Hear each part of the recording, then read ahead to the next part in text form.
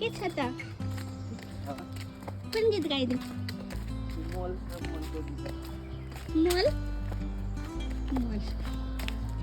हे मिठो हुन्छ के अरे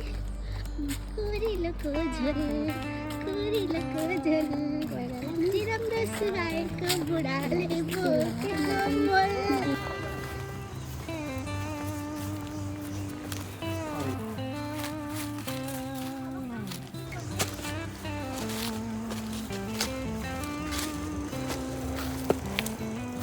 चढ्नै सकिनु हो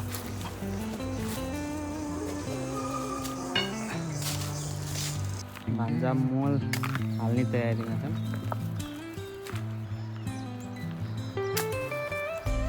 बेसारको बिउ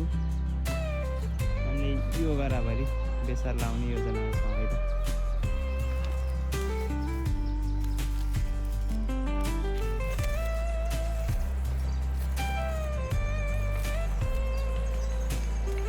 त्यसै हामी बिचमा यो प्राङ्गारिक मल हाल्दैछौँ यसमा हाम्रो भान्जा एक्सपर्ट हो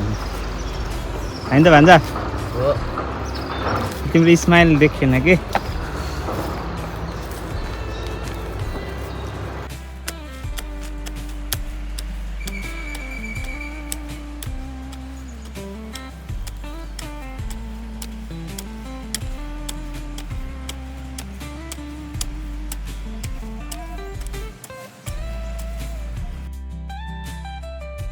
यसकेपछि यो छापो हाल्न पर्यो त्यो भयो नि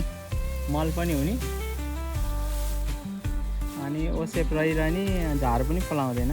राम्रो हुन्छ बेसारको लागि अब 2 वर्षपछि खने भइहाल्यो आज हामीले तपाईहरुलाई दिनदिनै तरकारीमा हाल्ने बेसार कसरी बन्छ देखाउन गइरहेका छौं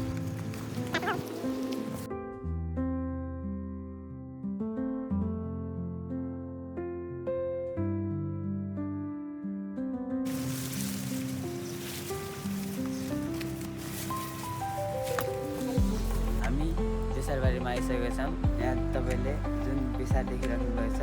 अब त्यो बेसार हामी खन्न गइरहेका छौँ हामीले यो बेसारको क्वालिटीको लागि प्रत्येक 2 वर्षमा बेसार खन्ने गर्छौँ हामीले यो माथिपट्टिको सुकेको झारलाई हटाउन गइरहेको छ नि यसले अलि काम गर्न अलिक डिस्टर्ब जस्तो पनि भयो यो हटाएपछि हामी अनि खन्छौँ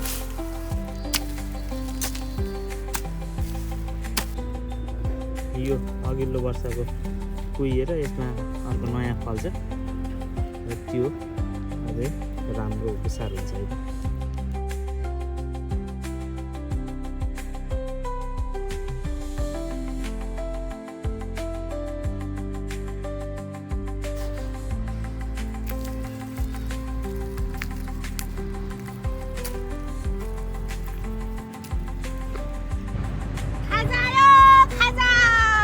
खाजाले राउनु है त के खाजा खुवाउने है जाम सुनेको के राचिया त्यही हो खारन खोल्नु न झोला भित्र के यो जरा हो यसमा के भने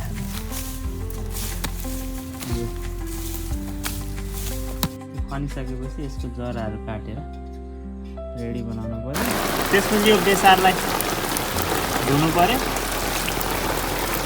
भएपछि अनि यो सफा गरेर काट्ने